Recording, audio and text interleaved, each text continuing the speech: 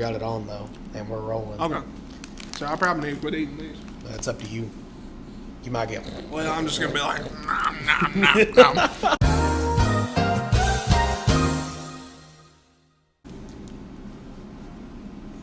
What's going on, guys? Mr. Collins here, bringing you another episode of the podcast, Let's Talk History. This episode is part 2 to our first episode over the Black Death. So consider this season 2, episode 2 still, but it's a 2-parter episode. So on the last episode, if you didn't check it out, we'll kind of recap for a second. We talked about what was the Black Death in Europe. So going back and kind of rehashing that, in the 14th century, there was this plague that spanned across Eurasia, and it was called the Black Death. We talked about how it started when a few ships pulled into a Sicilian harbor in Europe from Asia, and the rest is history, literally, because so many people ended up dying because of this. Correct. Now, we talked about it last time, and my math wasn't mathing. But we had, at this time, you had more than, it's somewhere between 75 and 200 million people worldwide.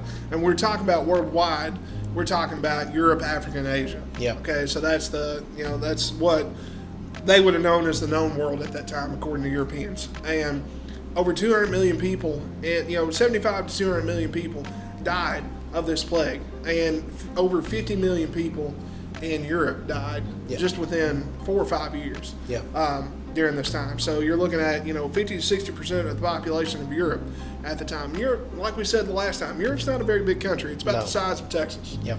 So even though Texas is a big state, for us, in the grand scheme of things, as far as a continent goes, it's not very big. We just got done talking about that with our kids and our geography unit.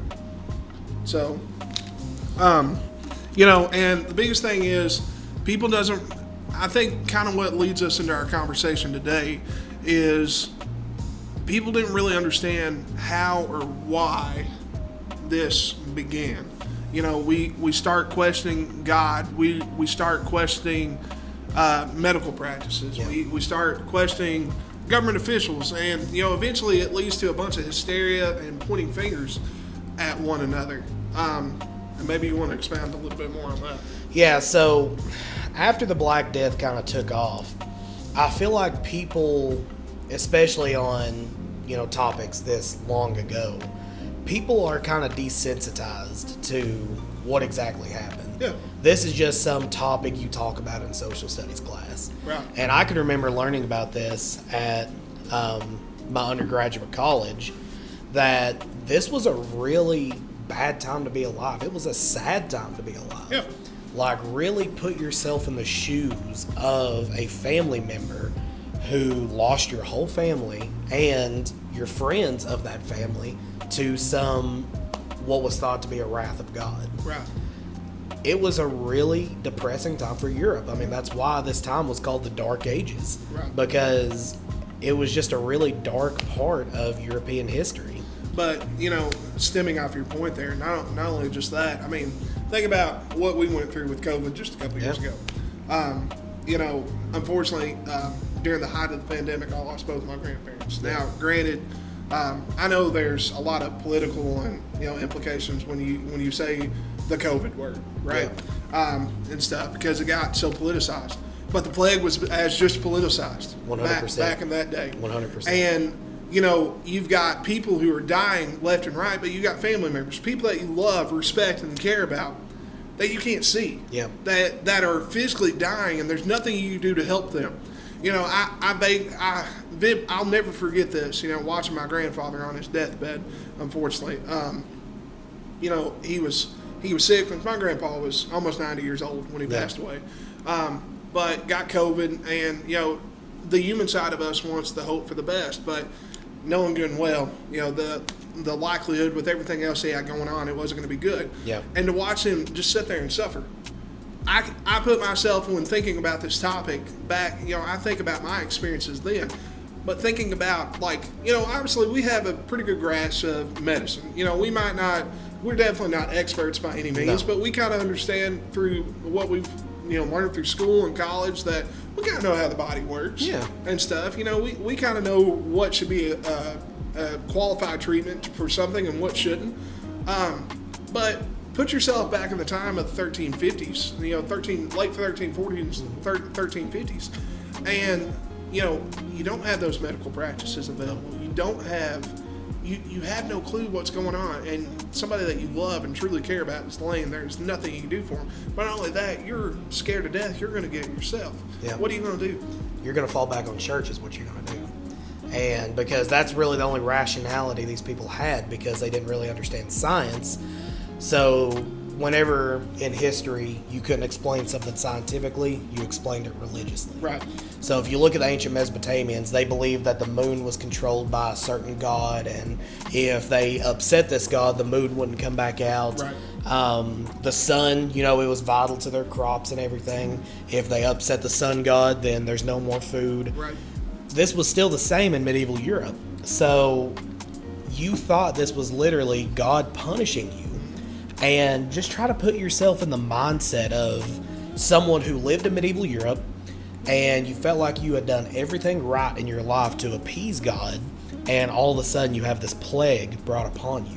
Well, an easy story for the priest back in that time to throw against the people is the 12 plagues. If you look back in the book of Exodus, for those of you that proclaim the Christian faith, if you look back in the book of Exodus, look at all the times that he tried to punish, that the biblical God tries to punish the children, not necessarily the children of Israel, but the people of Egypt for harboring the children of Israel. Those story right there is trying to prove God's wrath. So it's very easy to take that story and be like, look guys, the reason why all these people are dying left and right is you're not being faithful enough. Exactly. This actually, just to share a little bit more about myself. So I've always been, I don't know about you, but religion has always been a big focal point in my life. Partly because every time that growing up, growing up, going through church, I was dragged by my ear every time Sunday, whenever the doors were open. Mainly because I grew up, my dad's a Baptist minister. But this topic hits a little bit more closer to home for me because my brother-in-law is a Catholic priest. Yeah. Now, my wife's family is not Catholic. Yeah.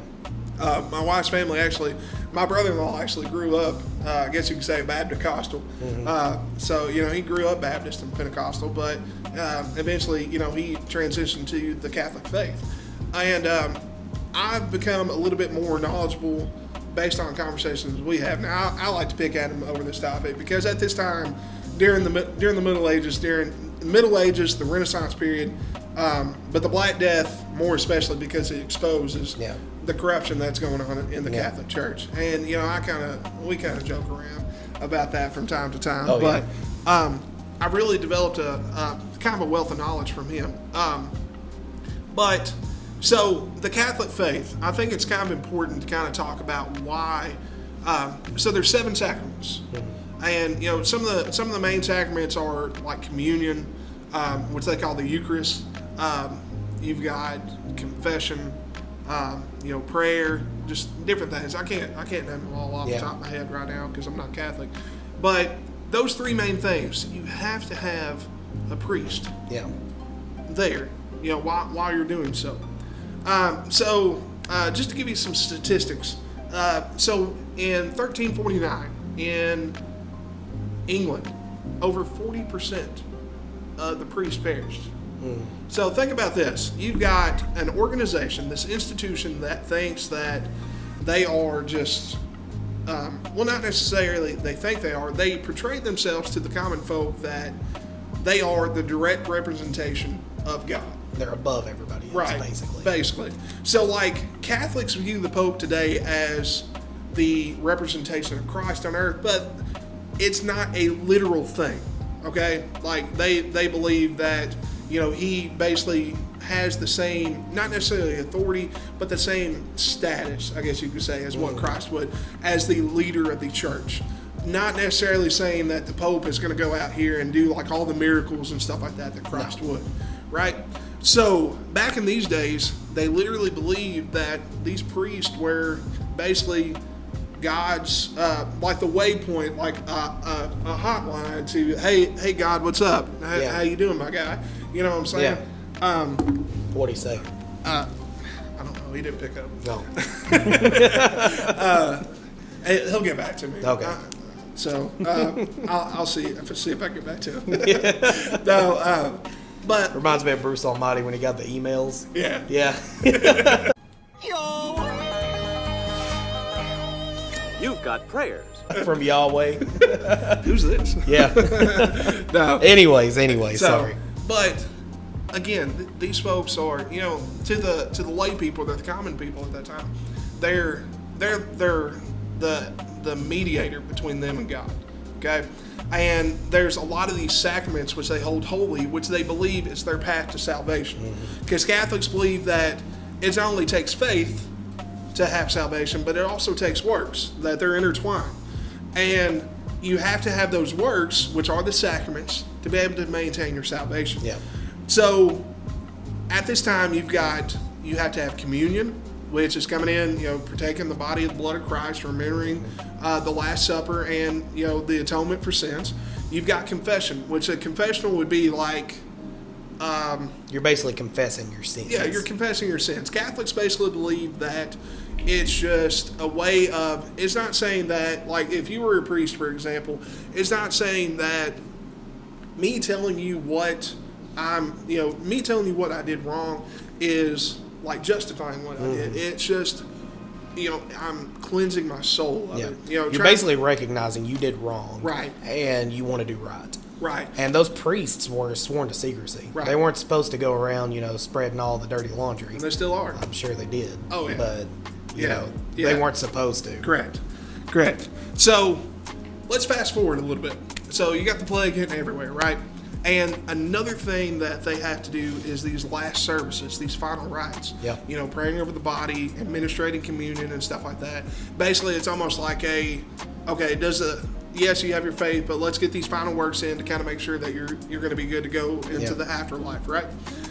So, we've got where these priests are kind of hands-on, right there at the scene where people are dying.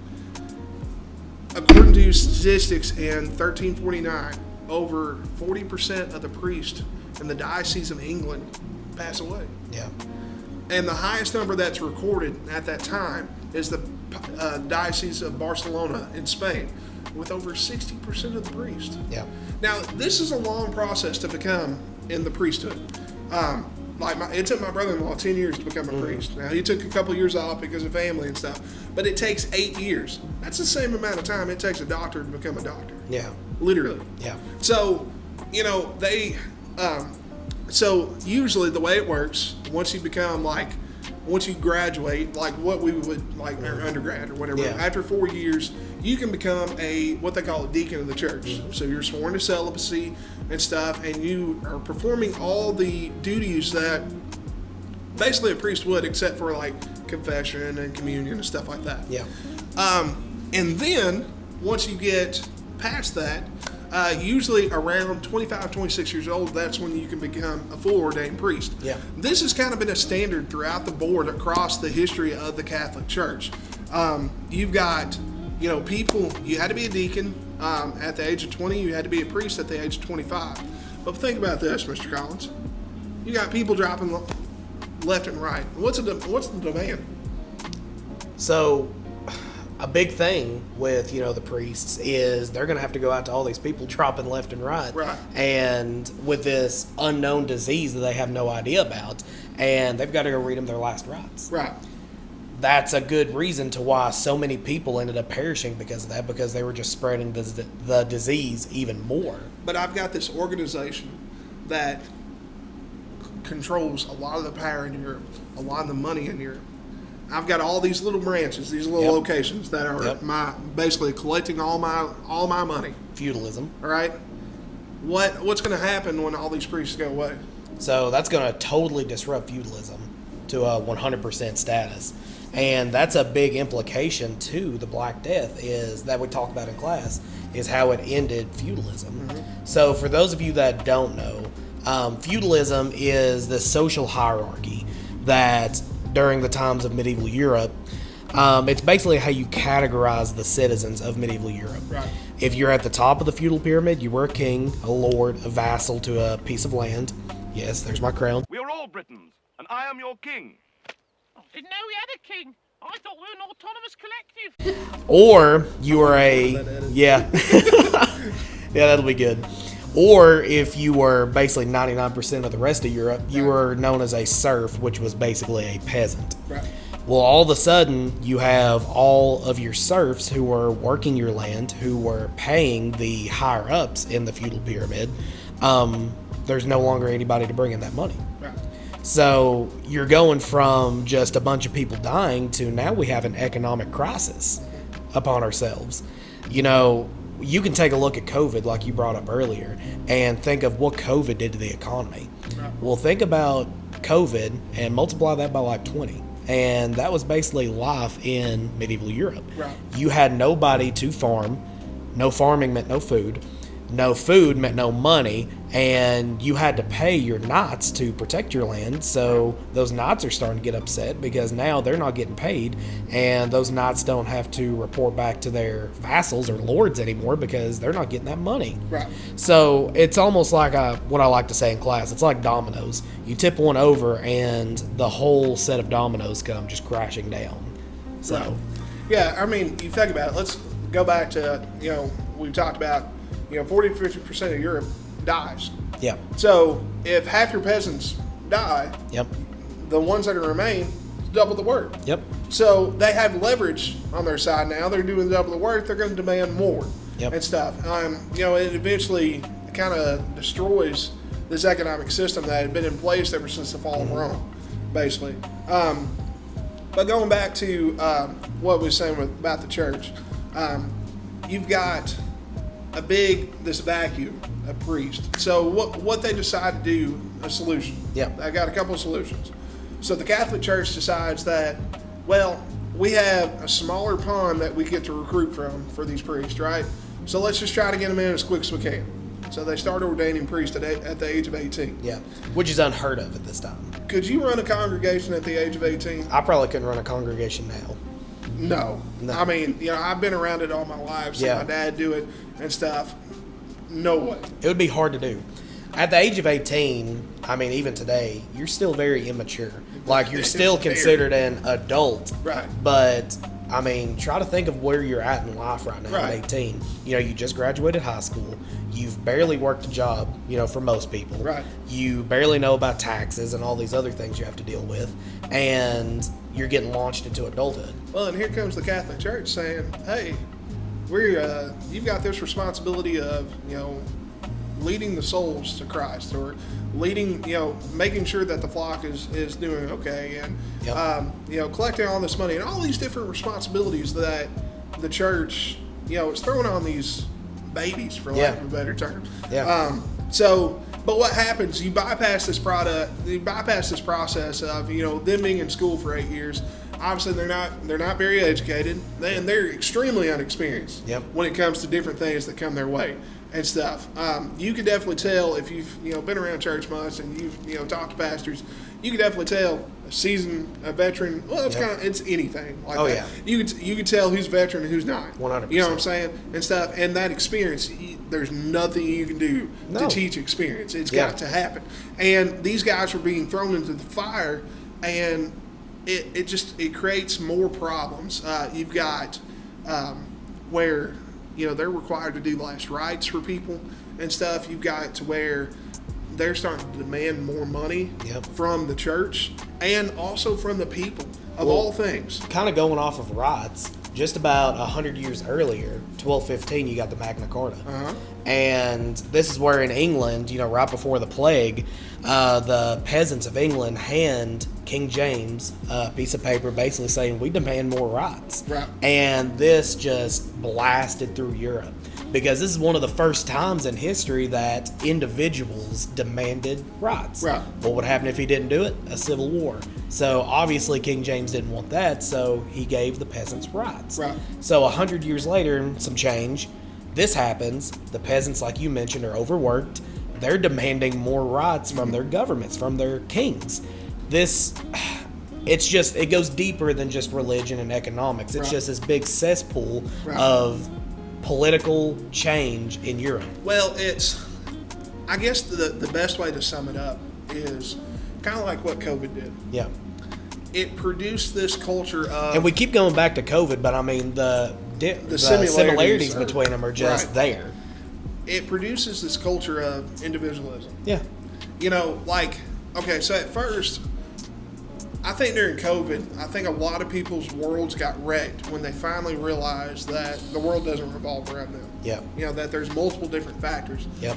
But at the same time, so you got to think, the people in power, the world revolved around them. Yep. Because, you know, but you've got the lay people or the common folks who, you know, they start getting a little bit more empowered. Like, you know, like I said, we've got the leverage to make economic means. We have, you know, we'll talk about it here in just a second, but, you know, they start seeking other paths of salvation. Yep. And different things. They start to empower themselves to where, like, I don't need this guy. Yep. I don't need this person to intercess for me. I don't need this, Mr. Lord, I don't need your land and stuff. Yeah. I can have my own. Exactly. You know?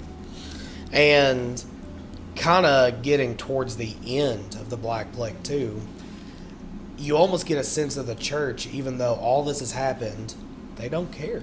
They don't. They don't care at all. They don't care so much, they're like, you know what? We should do a crusades. Right. And even though Europe is lacking the manpower, the human resource to quote economics, what we're going over right now, they still decide to go take back the Holy Land of Jerusalem. Yeah. And it's just For like, money. exactly, it's all about money. That's all it is. And it makes you wonder, like, where are their priorities at this time? Right. Now, I do want to start by saying, obviously, we're not talking about the Catholic Church now. Because after this happens, people open their eyes and they're like, well, hold on a second. I've been blind this whole time. These people have been hoodooing me this whole time. Well, so the church is going to go under a huge reform. Right. But this is before that reform. Well, and before we get into talking about that, which I'm sure we are, you know, just the last couple of things that I've got in my notes here. Like I said, you have these sacraments, and these are words that kind of lead towards your salvation. Mm-hmm. Okay? Priests start charging for these. You know, last rites. You had to, not just the church. Yep. So they're getting double paid. Not just the church is paying them to do this, but families. Yep. Think of that. You know, families that don't have anything hardly at all to begin with. It's losing people that, again, they love and respect. Having to give their last dime or whatever to this priest just to pray over them. I mean, kind of putting into perspective, going back to COVID again. Right. Imagine, you know, one of your family members is hurt or dying, right. and you want your preacher to come into your house right. and, you know, kind of, you know, speak to the Lord. And after they're done, they, you know, start, you know, penny pinching, and right. they're like, hey, hand over the money. Right. Confident. Obviously, that sounds wrong today, but it sounded wrong back then, too. Would it make you mad if you was put in that situation? Oh, yeah, 100%. Yeah, I mean, I would be ticked. I mean, that's just, and it's what caused a lot of people to start being like, well, you know, these people aren't, I have no clue what that was. These people aren't who they say they were. These people aren't who they say they were. So people start looking for other forms of salvation. Charity becomes a big thing. Yep. And I didn't know this until I was reading into this a little bit more the other day. But charity becomes a big thing. So at this time, people are saying, you know, hey, give all your money to the Catholic Church. We know what's best for it. We're going to use it to the building of God's kingdom, all of this and that. You know, there's a lot of churches in not only our community, but communities around the world that do a lot of good things. Yep. But there's also a lot of non-charitable or non-religious charitable organizations that do a lot of good work that can also be considered building of God's kingdom. Yeah. So at this time, you've got the majority of money that's going to these churches. And in 1349, only 5% of the money that, like, charitable giving that people done went to hospitals. Yep. And think about this: you've got doctors at this time who were technically trained in, like, how the Greeks would have dealt with stuff. Like, we talked about that in the last podcast with the bloodletting and the different methods that they used, because that's what they done back during the ancient Greek and Roman times. But so you've got that, but you've got doctors who are super inexperienced that really don't know what they're doing. No. It's kind of this process of trial and error. Yes, they have somewhat of an idea of what medicine is, but we've not really practiced it, so we have no clue what we're doing. So by the middle of the pandemic, or the Black Plague, what you start seeing is more people starting to give their money to hospitals. And what's that funding? Better doctors, more research, more material for them to try to combat this disease. So, in a way, where the Catholic Church kind of messes up at, people start opening up their eyes to see, like, well, maybe there actually is something more besides God that's really kind of affecting this plague. Yeah. And in the long run, I'm not going to say that it was an end-all, be-all, but it sure probably did help some. Oh, 100%. And I don't think you mentioned also, I mean, going back to the corruption of the church at the time, but there's indulgences, obviously. Did we mention indulgences in the last one? I think we did. I feel like we did briefly. Indulgences becomes a big thing, like a big Kickstarter with the Protestant Reformation. Obviously, that's what Martin Luther gets upset with. But indulgences weren't really a thing until the Black Plague. No. Which, that kind of blew my mind. Yeah, I didn't know that either. But for those that don't know, indulgences are basically paying your way into heaven. You heard that correct. I didn't misspeak. It's You're like paying your way into heaven. So we got like life insurance, but this is more like an afterlife insurance. Exactly. Yeah. So whenever you had a family member die, the church would be like, okay, they're stuck in purgatory. So the only way to get them out of purgatory is we need your last dime to get them out. Now, purgatory is, don't mean to cut you out. No, you're good. Purgatory, for those of you who don't know what it is, it's kind of like this middle ground. It's the in-between of heaven and hell. It's not necessarily hell. It's not necessarily heaven. It's this. To the Catholic faith. Right, to the Catholic faith. You're kind of out there in no man's land. Your soul is just kind of drifting along with no destination in sight. Yeah. Yeah. Yeah. Sorry. So you got these people paying indulgences, and just like Mr. Dalton mentioned, that money that was going to the church from indulgences, from, you know, all these other donations, 5%, I think is what you said, was going to hospitals. Literally, this is like the number one issue affecting Europe right now is the Black Death, and they're putting that money elsewhere. Right. I mean, think about in the news whenever you hear about where your tax dollars are going. That's basically what these people are thinking. Like, why are you spending my money on this when we literally have a whole pandemic happening at this time? Right. It was very sketchy for sure. Well, and in the middle of all this too, you've got, so the papacy had moved from Rome to, which is the office of the church, the papacy. Right. You've got from Rome to Avion, which is a little town in France, and that's a big ordeal that could be a whole nother podcast. Because it's something that's a little bit closer to, again, it's home with me, because the reason why it moved is King Philip V of France needed money, and he had sway over the papacy, and decides that he's going to declare the Knights Templar heretics and all that. Like I said, that's another podcast, and that's a real big thing for me because of an organization that I'm a part of. But you've got churches like just remodeling stuff with this money. You've got even the papacy at the time, like once the papacy does finally move back to Rome, they build St. Peter's Basilica, like the current one that we see today. They start building the foundations of that and stuff, and people are just like, man, what are you doing? It's like they're carting and gurneying bodies off the streets while the church is like putting a new roof on. Right. And another thing too, and this will be the last thing I mentioned about religion, I think it's, I can't, if I pronounce this wrong, feel free to correct me, but I think it's... I will. Oh, yes. It's like the Philagnates or something like that. So basically there's this movement of, people thought this was God's wrath.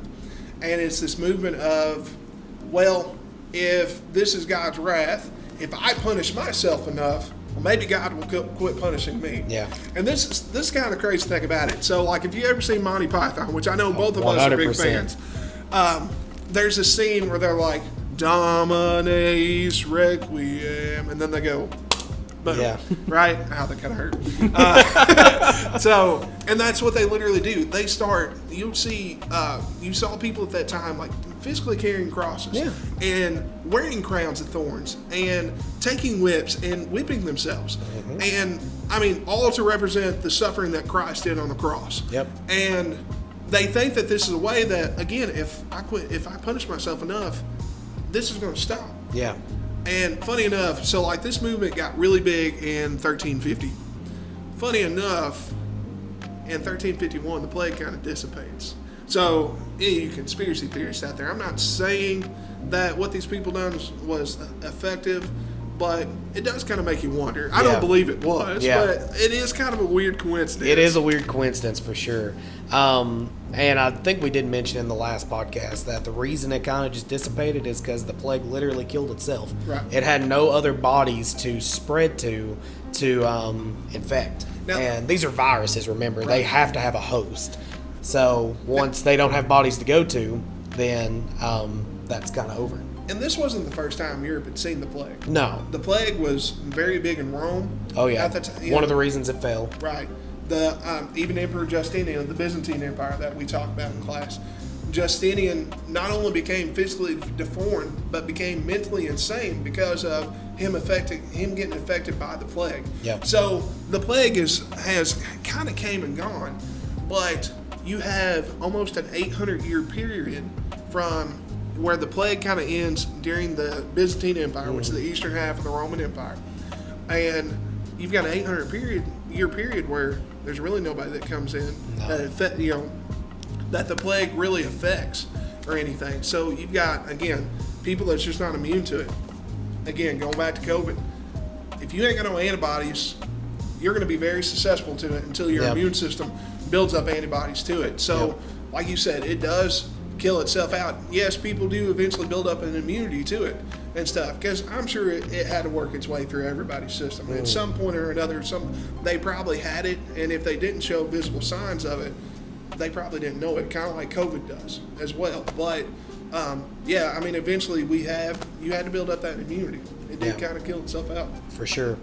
You got anything else you need to mention about it?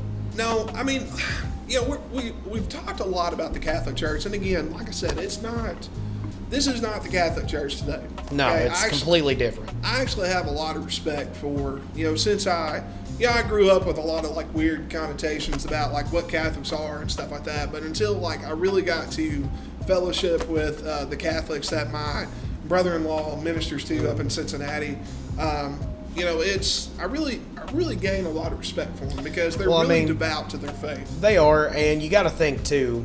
It wasn't until the Great Schism of 1054 that Catholicism was even really created. Correct. So this is only about almost 400 years later. Right. And even though that's 400 years, that's still not that long of a time for a religion. Right. So, and I mean, it's like anything. It's got its ups and downs. You got to work the kinks out. Right. I mean, America is not even 400 years old. Right. So. And we still got a lot to work on. We still got a lot to work out for sure. A lot.